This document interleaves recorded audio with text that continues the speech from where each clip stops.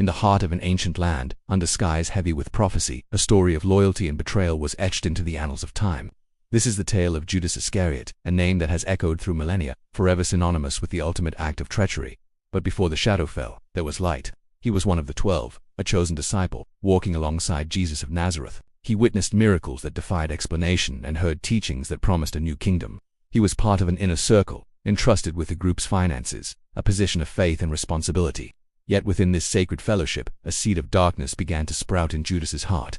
Was it greed? The allure of 30 pieces of silver, a paltry sum for a man's life, let alone the life of one he called master? Or was it disillusionment? Perhaps he expected a political messiah, a king who would overthrow Roman rule with earthly power, not a humble teacher speaking of spiritual redemption. The Gospels paint a complex picture of a man wrestling with his own demons. The inner turmoil must have been immense.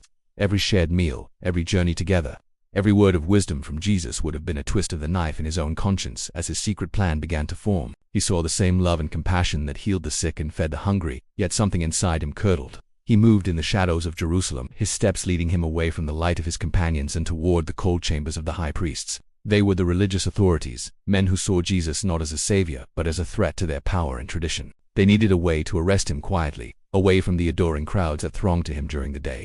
Judas provided the key. In the dead of night, he met with them. The air was thick with conspiracy. The deal was struck.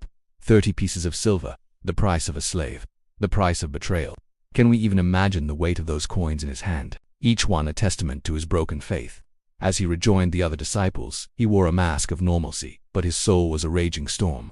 How could he look into the eyes of the man he was about to condemn? How could he break bread with him, knowing it would be their last supper together?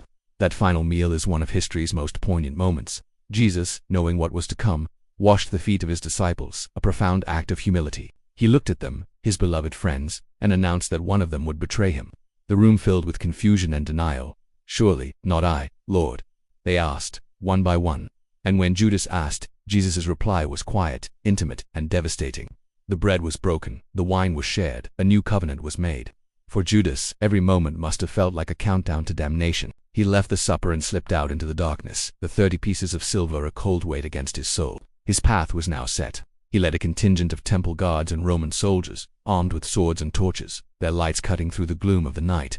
Their destination was the Garden of Gethsemane, a quiet olive grove where Jesus often went to pray. It was a place of peace, soon to be desecrated by an act of profound violence. Under the gnarled branches of ancient olive trees, Jesus prayed in anguish, sweat like drops of blood, while his closest disciples slept nearby. He knew the hour had come. The flickering of torches approached, the silence of the garden broken by the tramp of marching feet and the clank of armor. Judas stepped forward, the leader of the mob. The signal he had arranged was simple, intimate, and utterly perverse. A kiss. He approached Jesus, the man who had shown him nothing but love, and said, "Greetings, Rabbi." Then, he leaned in and kissed him. That single gesture, a symbol of affection and respect, was twisted into the ultimate sign of betrayal. It was the moment the world turned on its axis. Jesus did not resist. He looked at his friend, his betrayer, and asked a question that hangs in eternity. "Judas, are you betraying the Son of Man with a kiss?" The soldiers seized Jesus, and chaos erupted. The disciples scattered in fear. The trap had been sprung.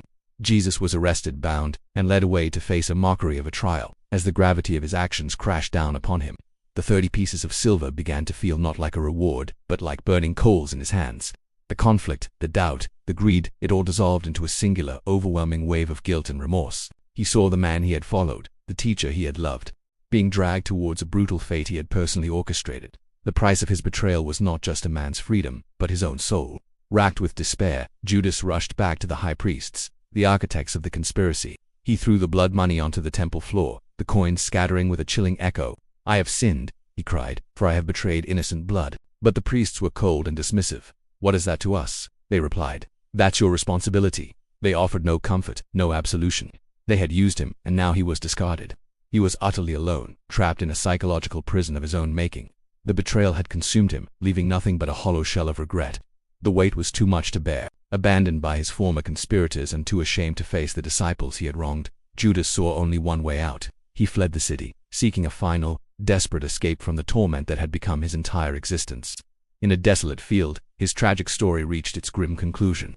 He ended his own life, a final, heartbreaking act in a saga of flawed humanity and catastrophic choices. The story of Judas Iscariot is more than a simple tale of good versus evil. It's a dark and complex tragedy about human weakness, the corrupting influence of greed, and the devastating consequences of our choices. It serves as a chilling reminder that even those who walk in the light can be consumed by shadow. The kiss in the garden was not just a betrayal of a man, but a betrayal of hope, faith, and love itself. It's a moment frozen in time, a powerful and heartbreaking symbol of the deepest treachery imaginable. His name became a curse, his story a cautionary tale whispered through the ages. But in remembering Judas, we are forced to look within ourselves to confront the potential for darkness that lies within the human heart, and to reflect on the immense power of forgiveness and redemption that his master continued to preach even on the road to his own crucifixion. The story is a somber, epic poem of a soul lost to the night, a powerful cinematic tragedy that continues to challenge and haunt us 2,000 years later. Thank you for watching.